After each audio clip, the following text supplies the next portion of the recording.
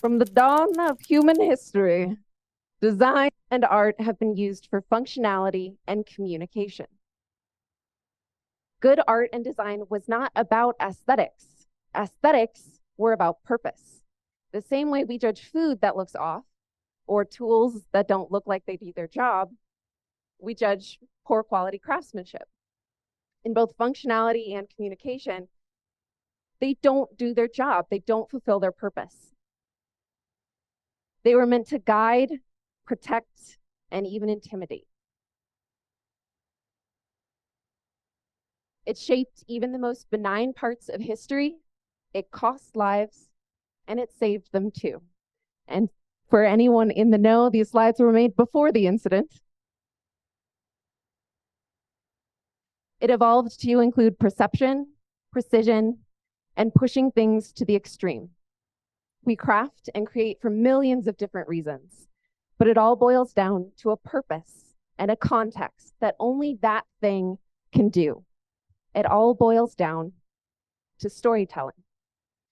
The goals and the limits and the context will change, but every design has a purpose, and every context is a story. Somewhere along the way, we started to forget that, and a great divide was introduced. Art and design were for the wealthy and the educated, instead of a fundamental part of being human and existing in this world. We still all draw as kids, but somewhere along the way, most of us stop. It gives this idea that art is meant for kids, or on the opposite side, pretentious.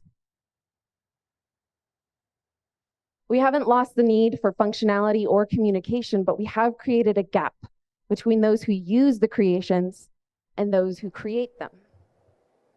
It has started to lose its purpose, and working relationships are challenging when mixing fields that don't know about each other.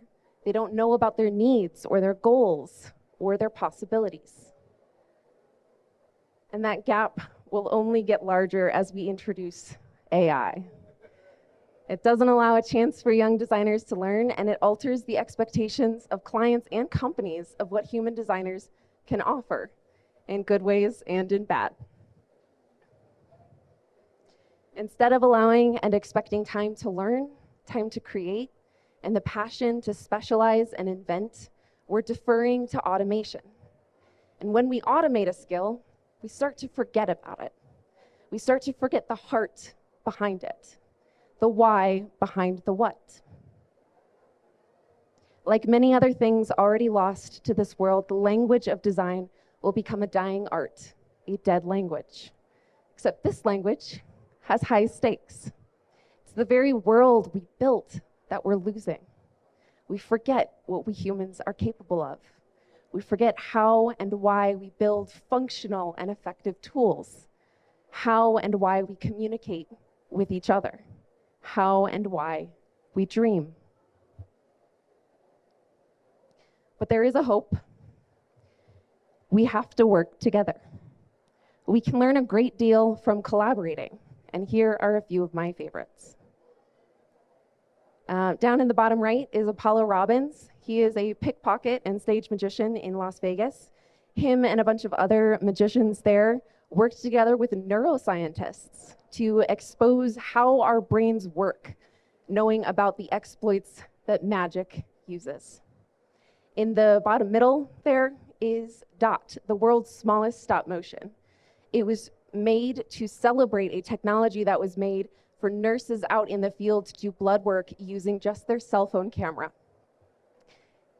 And over on the left, if I can read my notes. How do I do that? Please send help. It's not doing anything. I need the notes.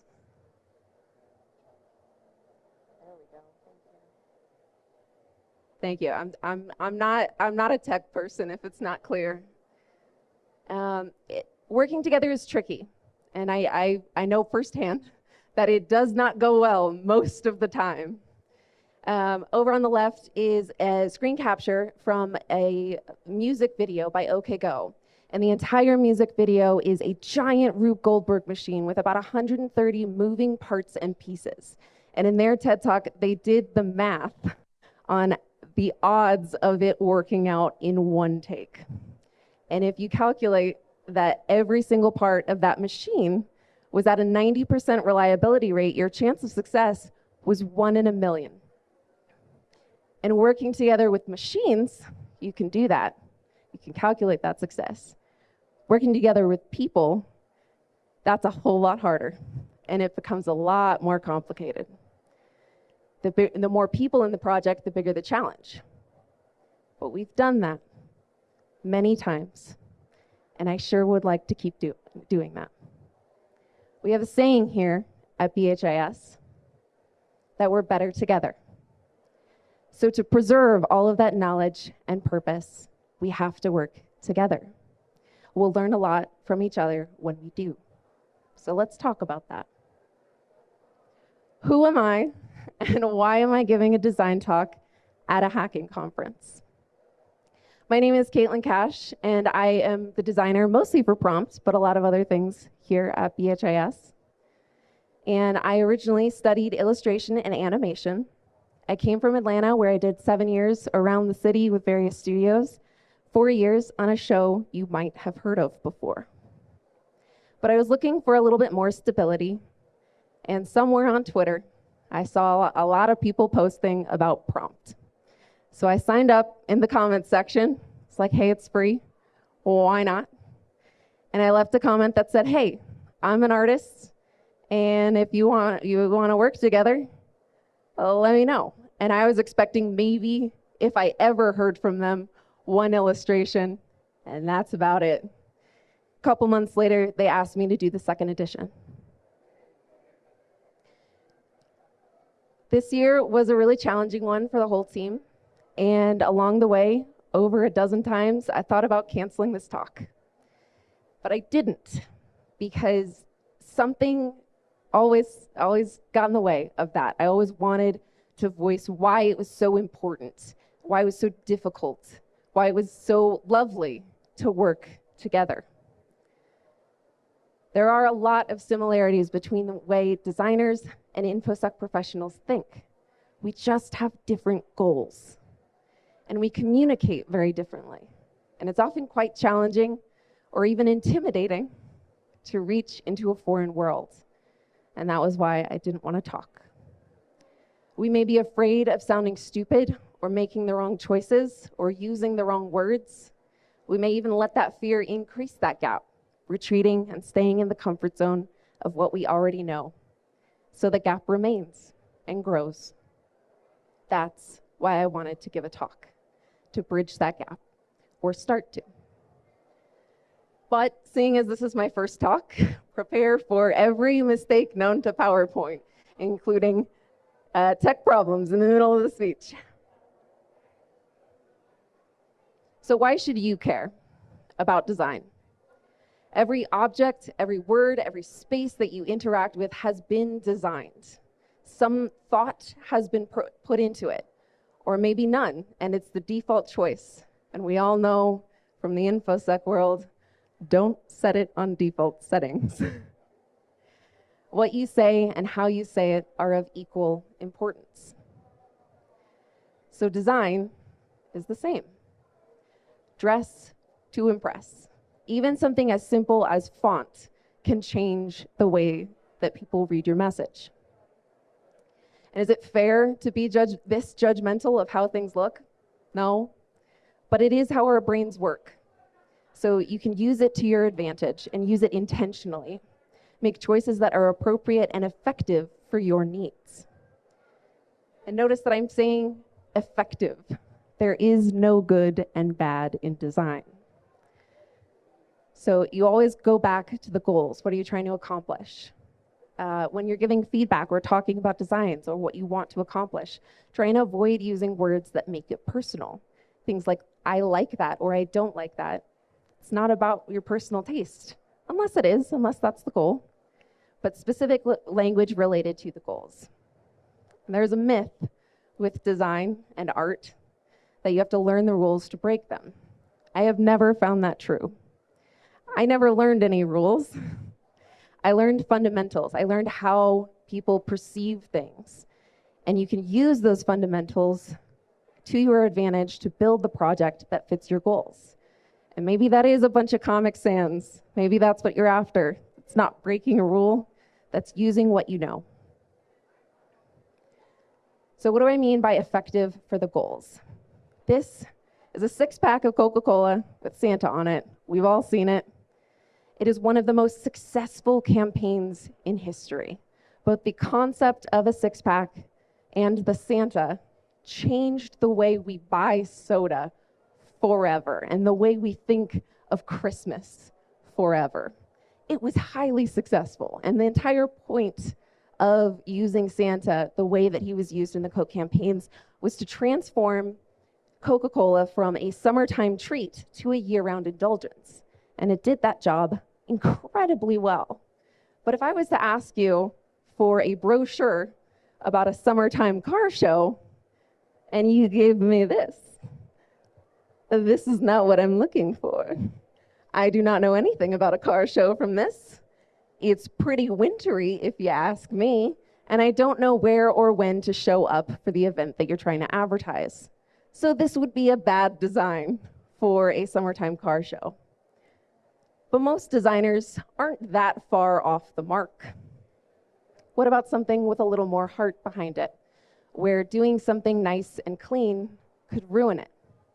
This is Pink Ted. He was on the repair shop, and down below is a painting. The left half was done by a probably novice conservator, and on the right is the original painting revealed underneath. In both cases, heavy hands and returning them to new defeats the entire purpose. The goal is to retain the heart and the soul of the artifact that you're preserving. To make it new would ruin it. And restoration experts know how to honor artifacts, never adding or changing too much. But they are specialists. What is effective for your goals? That's going to inform who you work with, what your project looks like, and every decision that you make. What are your goals? And your goal might be a little weird. Here at Black Hills, we do things a little weird. The goal is to retain the heart and the soul of business. So if it's not corporate, that's okay. Whether it's quirky or corporate or anywhere in between, the right designer is there to help translate your needs into quality designs with intentional, deliberate choices and represent you the way that you want to be represented.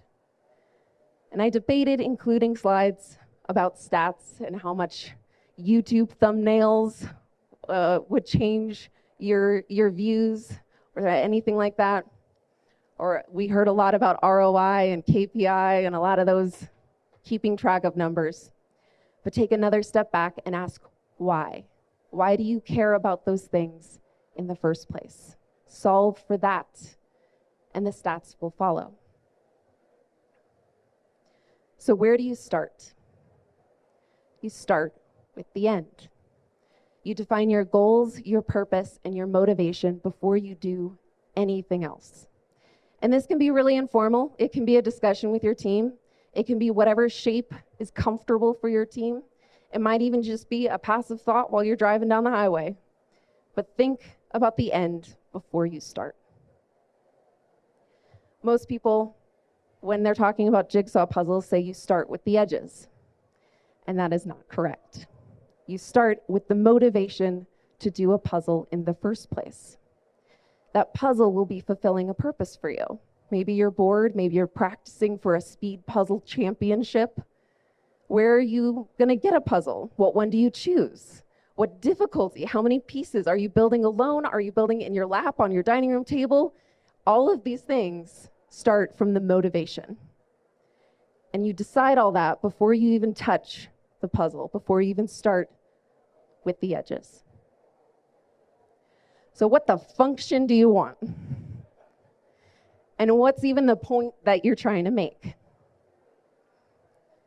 Again, keep defining what you know and don't guess at what you don't know yet.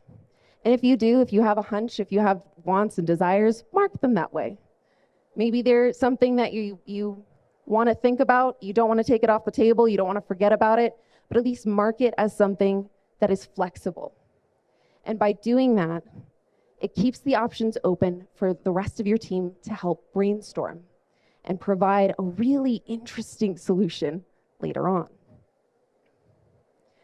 And if you provide solutions first, you've cut out that creative thinking step, and you may miss out on those really cool ideas later. It may also help to define what you say no to, what you don't want. That's also a thing that you know. Keep defining what you know and asking and explaining why. Another myth to bust. A lot of people are really reluctant to discuss limits on creative projects, thinking that it'll cramp creativity and that it'll come in the process. Or perhaps they swing far the other way and think that strict limits help inspire creativity. And both extremes are incorrect. Yes, every now and then a stroke of genius happens, but most often a healthy balance is often the best project for any project.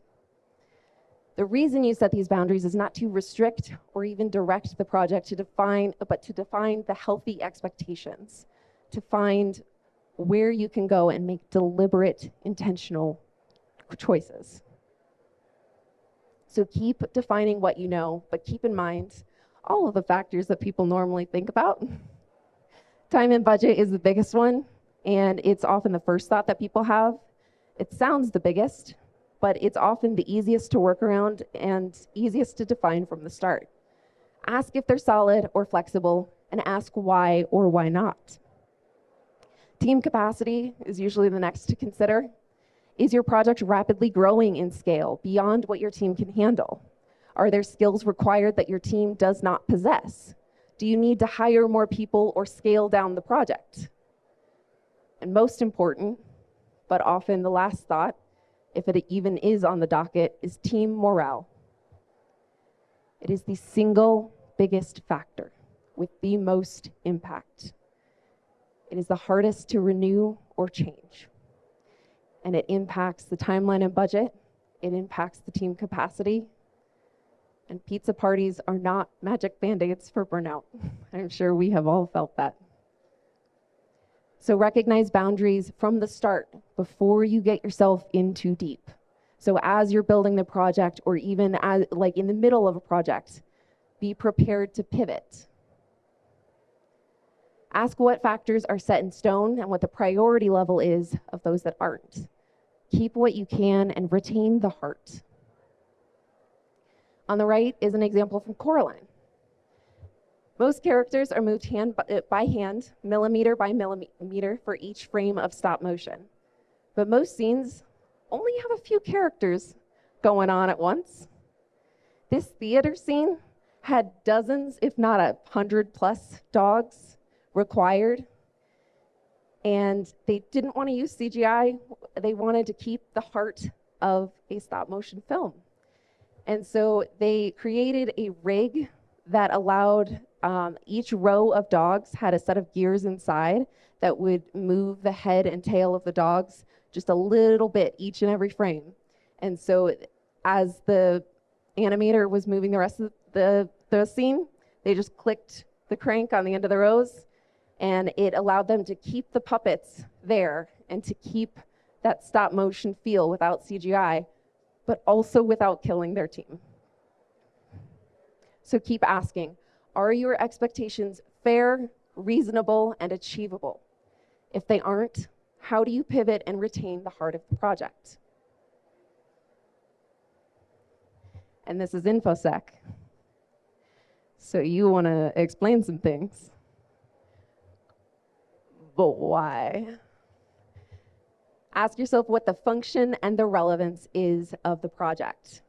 Just because it's interesting or just because it's useful doesn't mean that it is vital to the project that you are making.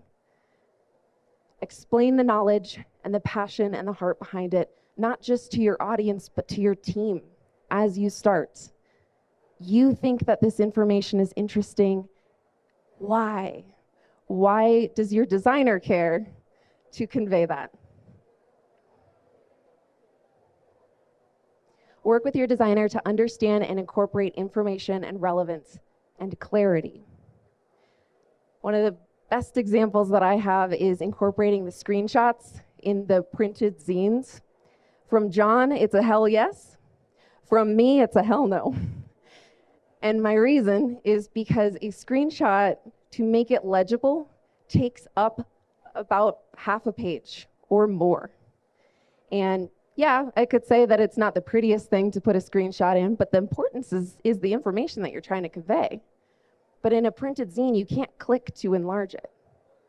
So when you're including a picture that takes up most of your page, your word count for a spread suddenly goes from 600 to 300. I think those words are usually more useful to you. And when they're not, when the screenshot is more useful to you, include it. But consider that from the start. A good designer will be able to say that visualization is translating facts to visual representations. It's not about making something look cool. So if that screenshot makes it look ugly, I don't care. It is my job to make it look cool. It is your job to convey the information. So if that information is important, it should be on the page. But not every company or individual has a designer on call or even a brand guide that helps define their style limits. Not every project has the time and budget for a designer either. And not every design needs a designer. If you're making something quick, one-time use, not a lot of impact, like a PowerPoint, for example, it's okay to use stock images. It's okay to use clip art. It's okay to use pre-made assets if you need to. And in this field, particularly, I know a lot of people are very eager to use AI. So when do you use AI? When do you use a human? Start with what you know. Define the scope. When you use AI, it's okay when it's disposable, when it is not for sale, when it is little to no impact, or if stock images could fill the same purpose if they were specific enough to your needs. If you could find just the right stock image, that's when to use AI. But when do you invest in one human? If it is not disposable, if it is being used to generate money of any kind, if it is being sold or being used to represent something that is, like your company. One human is a little bit better for anything small scope, but honestly, that's up to the human. One human is good for any impact, big or small, and please use a human for bespoke needs, a design that is made specifically for you. When do you need a whole team of humans? When the project gets a little too big for one person. An animated ad is a really good example for that. For me, if I was going to do an animated ad, I would estimate a 30-second ad would take me about 6 months or more. So bringing in a company to do that cuts it to maybe a week or two. Depends on the company and what your ask is. But how do you find the designer? I know you guys are familiar with the Infosec world and finding Infosec people and do a lot of networking within the field, but how do you look outside and how do you find the right person for your project? Don't look where you look for Infosec professionals. Look where the artists are. You can kind of treat it like OSINT and do some snooping, do some recon on the designer. What's their specialty? What are they good at? Do they take on commissions? Things like that. I usually use Instagram. It's the platform that is, I think, the most friendly to artists to share and tag and network. I've also heard a lot of artists use Behance, a lot less so LinkedIn. I had a LinkedIn. I never really used it, so I made it private because I wasn't keeping up with it. Search for specialties, and this helps to, as if you've already defined what you know, if you want something that's rock and roll style or you want something corporate and sleek, look for that. Look for hashtags that are specific to the style or the thing that you're making. Maybe you're making brand designs. Maybe you're making t-shirts. Search for that. And if you don't know, find a designer that looks friendly and ask. Not every designer can do the same thing. Some of them are generalists. They are a little bit more flexible, but just like in Infosec, a generalist has general knowledge. They can't get you the very specific needs that you might be looking for. And some people are flexible, but no one is all-knowing. I always say that switching design styles is a little bit like switching different languages. Some are pretty similar to each other, sort of like American English versus British English, and others are a lot more foreign from each other, like American versus Japanese. Also, keep in mind, work with the specs that you need. T-shirt color limits is a really great example. Yes, the technology exists to create t-shirts however you want to, but if you're looking for classic screen printed designs, it's usually about a 4 to 6 color limit, and the file is built a very specific way. So if you've hired an artist that's really used to using Photoshop and a lot of textures and a lot of colors, and it's really involved, and you ask them to make a t-shirt for you, it's not gonna go well. Communication is the most vital thing to look for, though. You are working with this person for a reason. So understanding their process helps you understand what to expect, what to be afraid of, and what to sort of trust the process for. Most artists don't, but if you can find process videos, that is a great indicator of how that person works, how they think, and what the stages are gonna look like as you're working with them. A rough sketch might look really scary, but if you've seen a bunch of sketches from them go from scary looking to absolutely phenomenal, there's a little bit of trust built up there.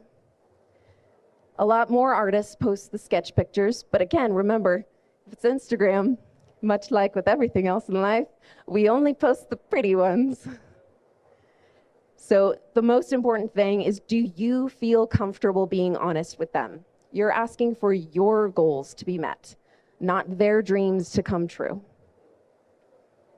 And again, this is Infosec and your designer. The designer needs design skills. You know the Infosec. You're hiring them for what they know, not what you know. So again, communication is the key. Ask questions. I love it when people ask questions. There are no stupid ones.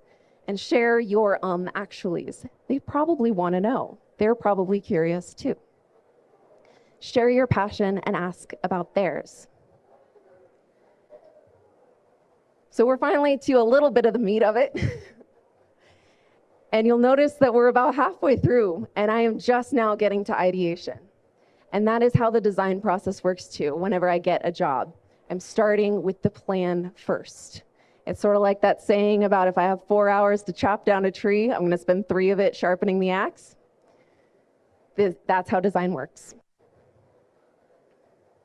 So first ask yourself, is more really more? Do you need a bespoke, creative, weird project? Or do you already have the answer? Most small projects are pretty formulaic, especially if you already have a style guide and recycled assets. It already effectively suits its purpose, so don't reinvent the wheel. Some projects, however, require a lot more brain power, and that's when to devote a little bit more time for ideation and experimentation. You are not going to get there from the start. Your first idea is probably not your best one. It might be, but you owe it to yourself and your team to test it out and find out. Which brings us to this. It's another OK Go video, and it was shot in a Vomit Comet, one of those planes that flies in parabolas, and you get about 30 seconds of less gravity, and then about 30 seconds of double gravity. And in their TED Talk, they talk about how they came to this idea. And ideas are cheap. Actual production is pretty expensive in comparison. So most companies choose to go with ideas that they already know are reliable, ideas that already fit that formula, ideas that are proven for ROI and KPI and all the numbers. But if you're against that and you want to find cool stuff, you take those ideas to a sandbox. When they shot this video, they already knew enough about their project and about their limits that they were able to comfortably spend about a third of their budget in a week just up in a Vomit Comet, playing around with what would work, what would look cool, and building their routine from that. They were not shooting. They were not trying to get anything from that other than a plan. So all you should have right now is what you know, and then you can play around and find those viable ideas. It's the purpose of that sandbox, is to find those reliable ideas that haven't been found yet, that effectively fit the known limitations, and you can keep filling out those specs and what you want from the project. It's really important to remember, mostly for your own mental health, that ideas are not a magical gift from a muse. And maybe they are for personal projects, but if it's your job, if it's your professional design approach, you need something a little bit more reliable and a little bit more fair to ask of yourself. Capturing lightning in a bottle every day, is that a fair, reasonable, and achievable goal? Probably not. So keep it healthy. And try to include all relevant parties, anyone in your company that might be using or including your design. Avoid designing by committee. Do not design by committee. It is the death of the design. It is the death of your team. It will tear everyone apart, and you will end up with something that looks really janky.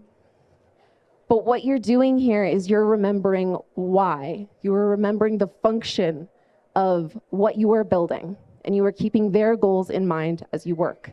You are considering all the needs and all of the angles.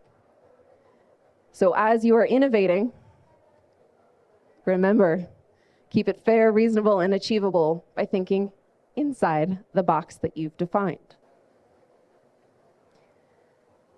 Ideation may lead to a lot of excitement, but remember your goals, the motivations, and the heart behind the project.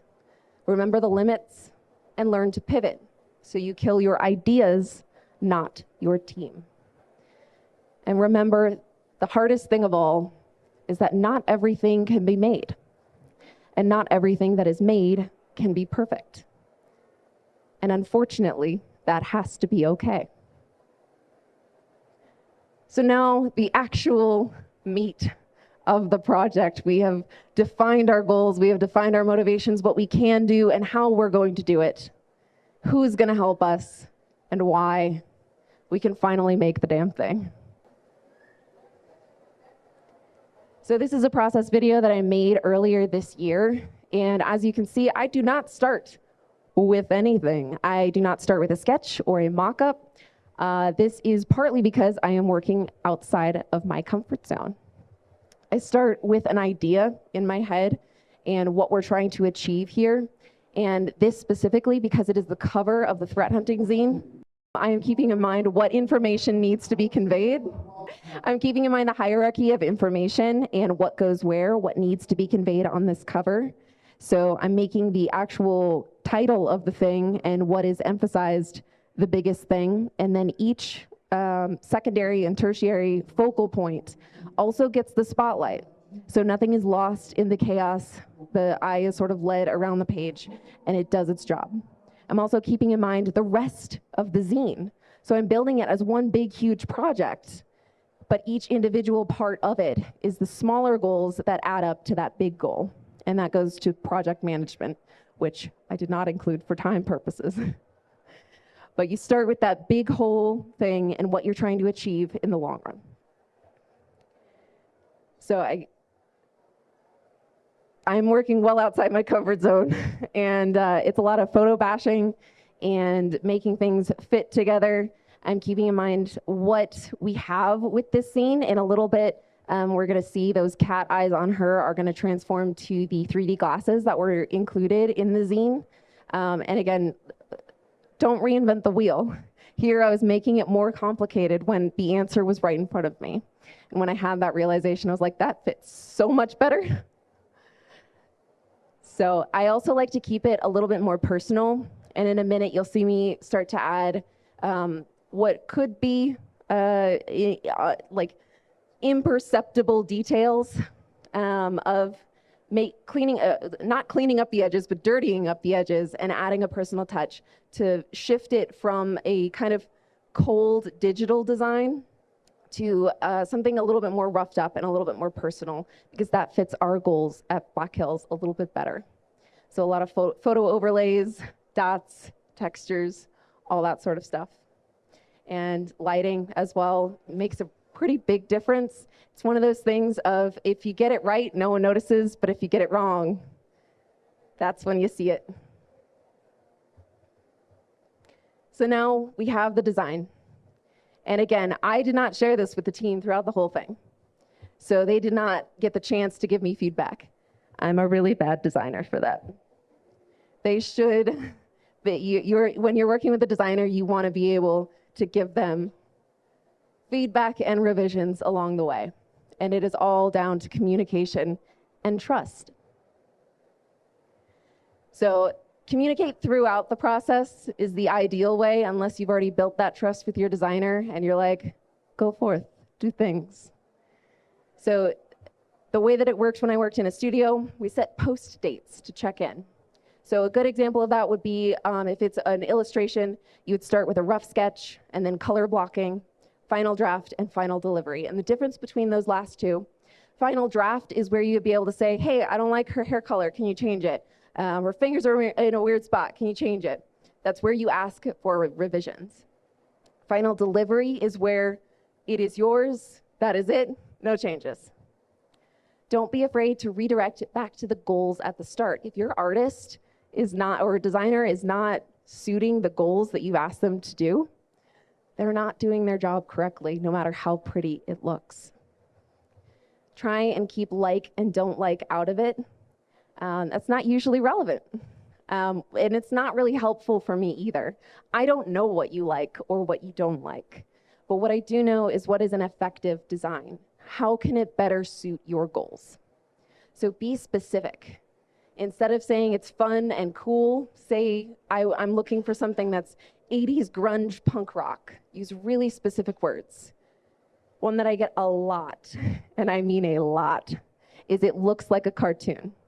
Anything that is not realistic, people identify as a cartoon. And that's a different talk. But try and be more specific. Here, if you are looking for a cartoon, what kind? Are you looking for Ren and Stimpy? Are you looking for Ed, Edd n Eddy? Or are you looking for whimsical, mid-century modern, over-the-garden wall aesthetic? Different specialties will also have different revision caps. So how many times can you ask for changes? How many back and forth do you get? For illustration, it's only about 1 or 2 revisions that are built into contracts usually. And that's because changes are a lot harder in illustration.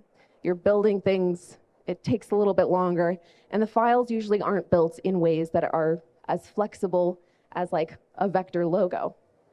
For logo designs, they can take dozens of iterations, if not hundreds, especially if you're looking for a business logo.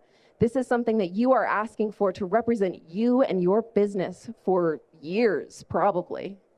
So take the time and take the revisions to make it look perfect. And as you're working, continue to ask, are both sides being fair, reasonable, and asking for achievable things? And if you do not feel comfortable with your designer, if you feel like you can't talk to them, it might not be a good fit. Communication is a really important part of design. And I've found it particularly awkward and uncomfortable anytime I start with a new freelance client. I don't know them yet. I don't trust them, and not in like a scary, paranoid kind of way, but in a, I don't know what they want. I'm shooting in the dark. The more that you work with a designer, the more they get to know you.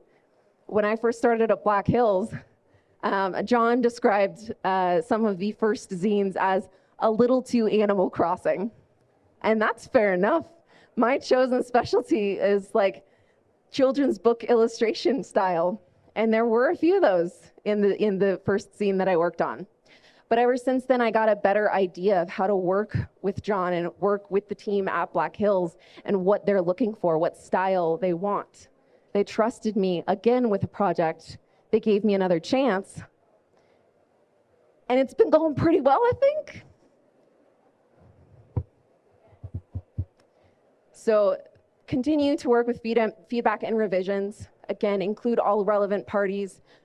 I will repeat because it is so important. Do not design by committee. It is the death of your design. It is the death of your team. Nobody will agree with each other, and your design will come out patchwork and haphazard. But acknowledge and consider all of the angles and how it affects everybody who will be handling your design. Speak to your contractors as teammates, not distant strangers. If they get to know you, they'll get to know the style and what you want a little bit more. Over-explaining is often a lot more helpful than under-explaining. I never find it offensive when people sort of ramble and ask more questions, ask how they get what they want. That's how I do my job better. Feedback is not offensive to me. Now, if you make it personal, it's gonna feel pretty personal.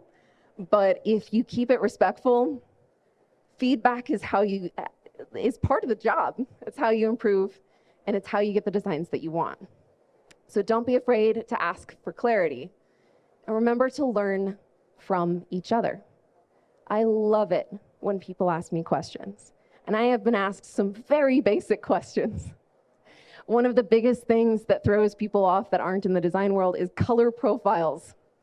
And that's pretty easy to explain, but if you've never handled it before, it's fair that you would not know that.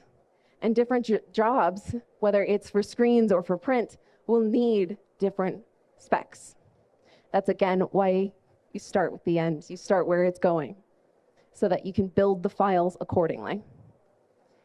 And I really, really love this quote that was in the newest survival guide, the second volume. When Cassie and I saw this, both of us highlighted this and was like, thank you. Write in a language that your readers will understand.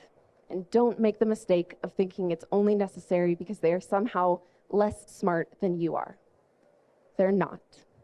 They just focus on different things. On average, they're exactly as smart as you are. Treat them that way.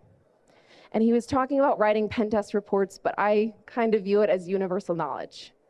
And honestly, I needed it in the opposite way. I didn't go into Infosec when I was in high school because I didn't think I was smart enough. And now that I've gotten the chance to design puzzles and stumped the Infosec professionals, I have realized that we just focus on different things. So where do you end? With the start. Did what you make work, and why? Now here you are not asking about ROIs or KPIs, you are asking, did people like it? And I know I just said to ignore that. But here, especially with the content and community team that I am a part of, the goal is to grow the community and to grow the heart. So did it meet that? Did it achieve that? Does your project still have its heart? So again, we are better together. To preserve all of the knowledge and the purpose, we have to work together. And we'll learn a lot from each other when we do. So let's go do that. Thank you.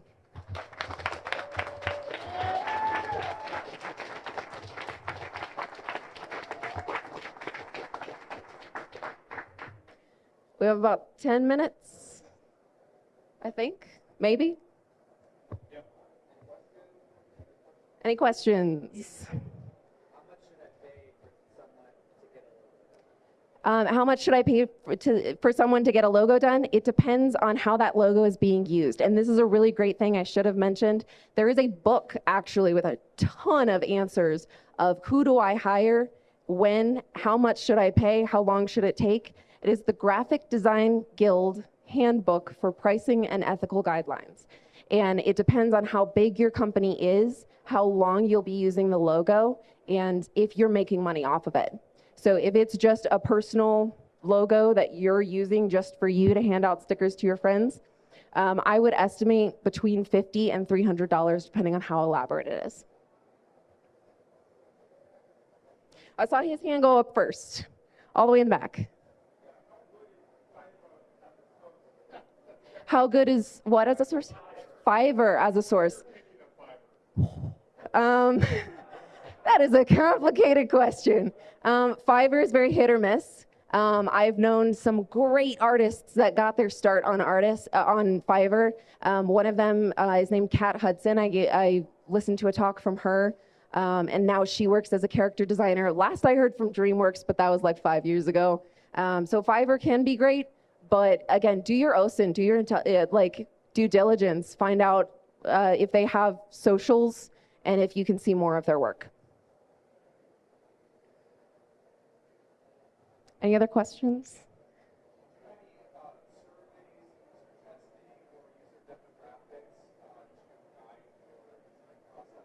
Surveys, user demographics, etc., to guide my design process? No, that is not how Black Hills runs, at least. We go off of our community feedback. And we are very, very lucky. The guys sitting up front here, they are community leaders for our Discord, and we trust them. If we're doing something really experimental, we ask them, hey, is this too weird? Or is this like the right kind of weird? And then we keep floating it with the community and sort of going down and eventually just asking everybody, like, hey, how does this work? And we use Twitter. It's the same idea, the same concept, but a lot less formality.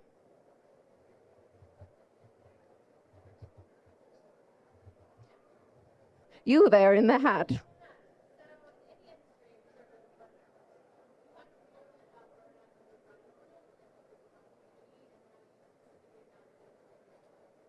So talking about burnout, not just in Infosec or any other field, but in design specifically. Burnout is really, really hard. And in design specifically, you're asking somebody who usually started it because as a kid they loved to draw, and they have now made their passion their job. And in most cases, design studios or other corporate jobs where it's a little bit more stable, it requires a lot of time and effort, and a lot of that energy just goes to work. And so a lot of designers, it is very, very common to end up with burnout. One of the best ways that I have found just this year was when I discovered it, was to do something for yourself.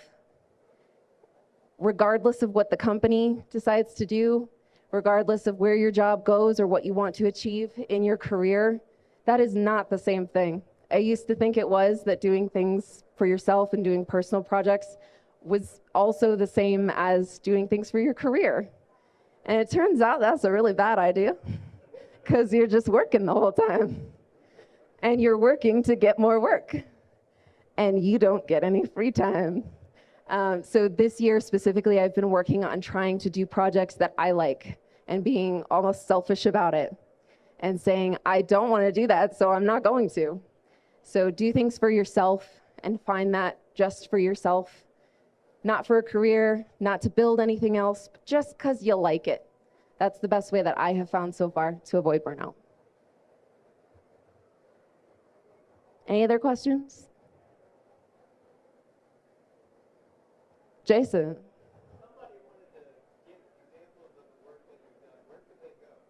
That's a really great question. I wonder who's asking that. If you want to see more about how we do what we do and what we've posted online, you can go to bhas.com.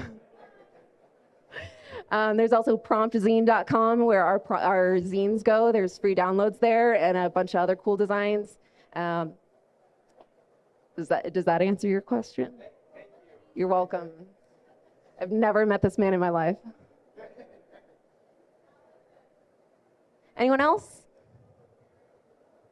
Going once? Twice? All right. Well, thank you very, very much for coming to my talk. I know the dinner is there, so I'm sure everybody's hungry. I thought that about 12 people would show up for this, so thank you.